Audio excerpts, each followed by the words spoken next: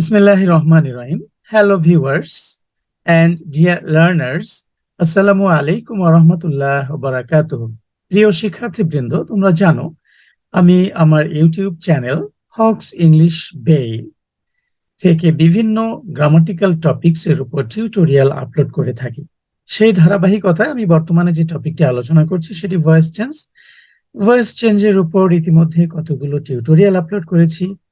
এটি বোধহয় part 4 voice চেঞ্জের উপর, এবং এই টিউটোরিয়ালে ভয়েস চেঞ্জের কিছু এক্সেপশনাল বিষয় নিয়ে বা স্পেশাল কেস নিয়ে আলোচনা করা হয়েছে। তাহলে চলো দেখে আসি আজকের টিউটোরিয়ালে কি কি বিষয় অন্তর্ভুক্ত করা হয়েছে।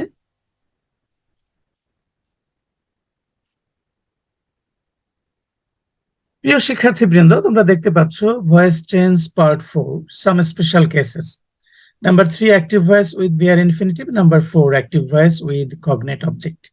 তার মানে দুটি স্পেশাল কেস অলরেডি আলোচনা করেছি পূর্ববর্তী টিউটোরিয়ালে পার্ট 3 তে।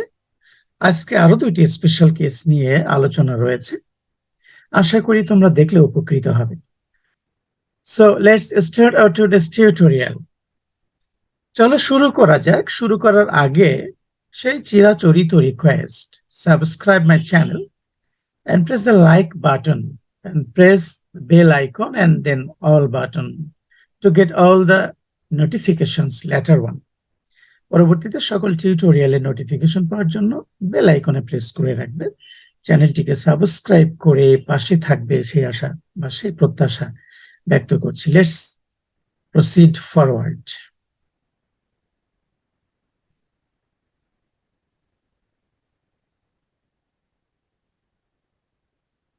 You can see special case number 3, active voice with bare infinitive. Active voice with bare infinitive.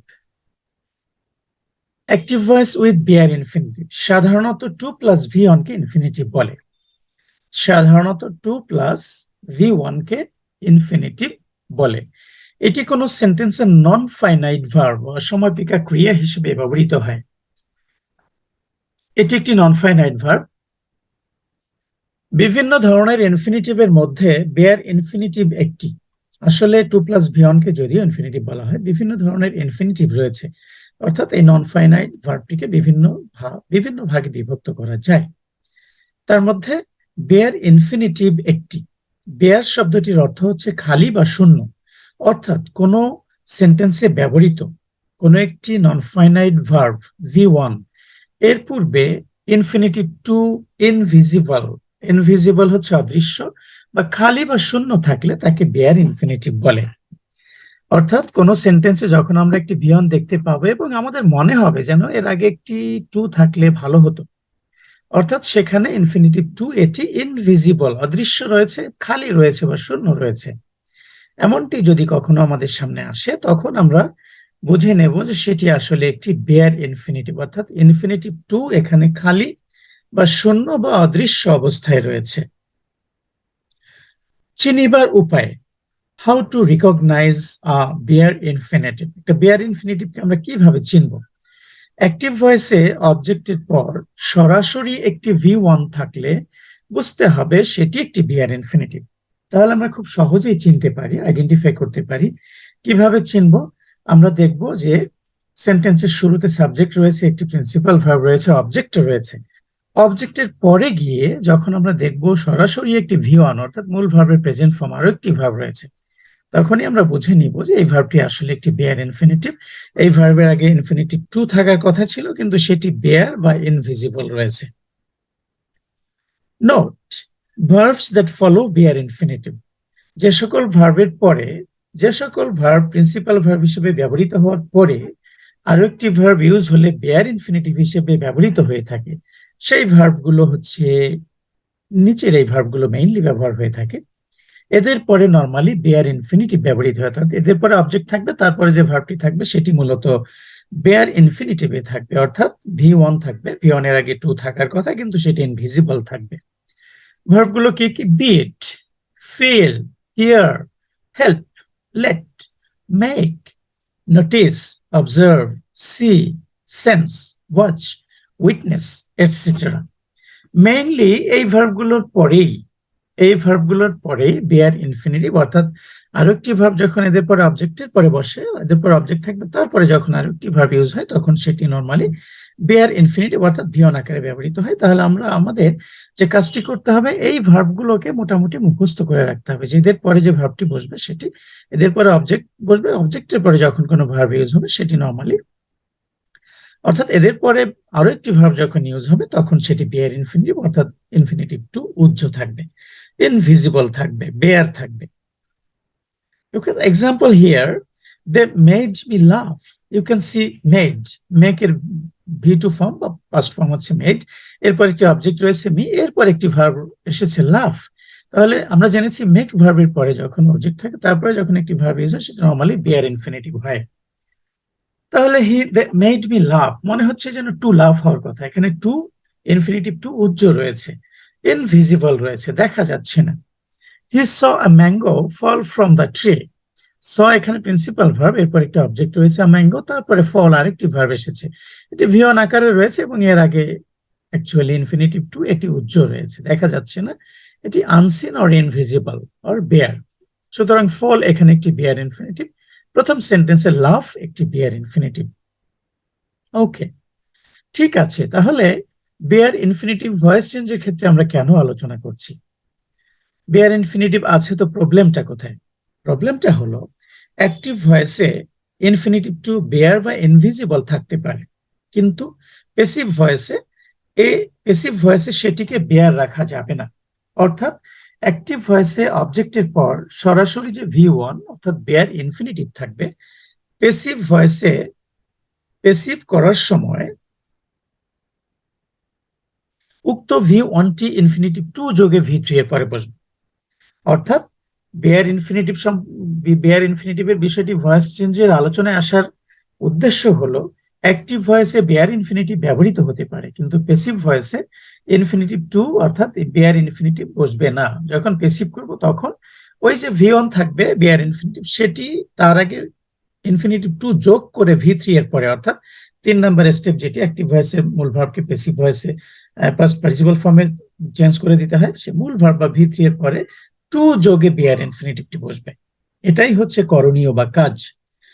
Let's go to the next page. Sorry, এখানে স্ট্রাকচার দেয়া হয়েছে।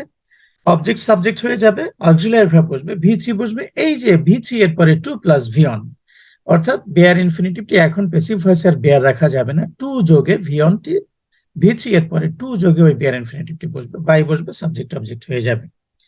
Now let's proceed to the next page. You can see here as for example active voice, they made me laugh. আমরা voice change করব স্বাভাবিক নিয়মেই। They made me love past indefinite, they subject, made verb, me object, love এখানে bare infinitive. তাহলে me subject হয়ে যাবে I, past tense বিধা was বা ওয়্যার বসবে, আই এর পরে ওয়াজ বসে, I was, then V3 made, এই যে V3 মেড, মেড এর পরে ওই বেয়ার ইনফিনিটিভ টু যোগে বসবে, to love by them. Another example, he saw a mango fall from the tree. A mango was seen to fall from the tree by him.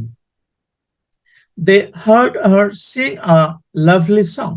The subject, heard verb, her object, sing এখানে কিন্তু bear infinitive, তাহলে her subject হয়ে যাবে she, then was বা Y past indefinite was, V3 heard, sing এখানে to sing হয়ে যাবে, a lovely song extension of V3 এর পরে রেখে দিলে ভালো হয়, by them.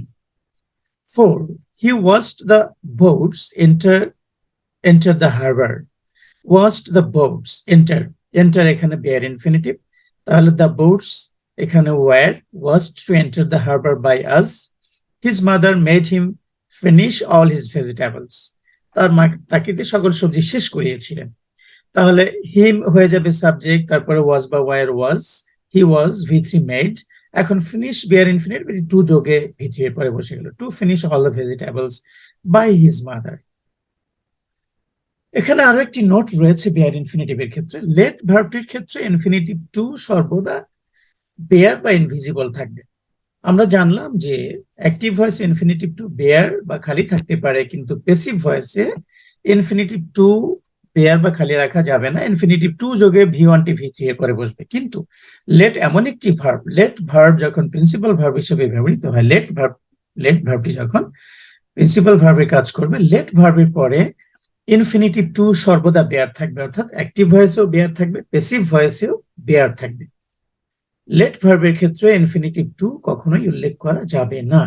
তাহলে বেয়ার ইনফিনিটিভের ক্ষেত্রে এটি একটি ইম্পর্টেন্ট নোট, মনে রাখতে হবে। লেট ভার্বের পরে ইনফিনিটিভ টু অ্যাক্টিভেও বেয়ার থাকবে, প্যাসিভেও বেয়ার থাকবে।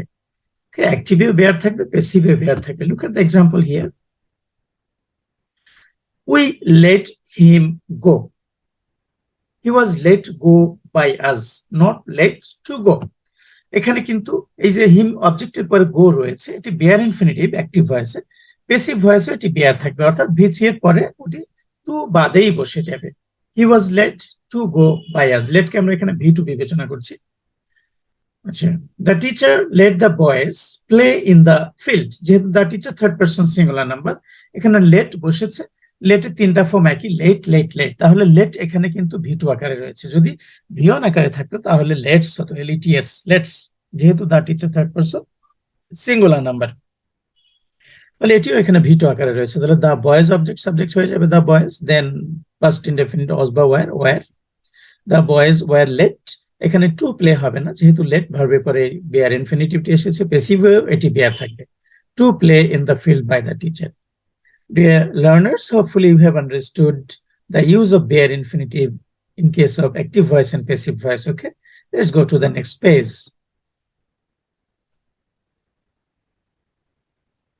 Another special case, active voice with cognate object. Actually cognate object বা cognate verb কি সেটা বোঝানোর জন্যই এই টপিকটি এখানে এসেছে। স্পেশাল কেস, এখানে ভয়েস চেঞ্জের ক্ষেত্রে কোনো স্পেশালিটি নেই। এখানে অ্যাকচুয়ালি কগনেট ভার্ব কি, কগনেট অবজেক্ট কি সেটা বোঝানোর জন্যই এটি ভয়েস চেঞ্জের আলোচনায় এসেছে।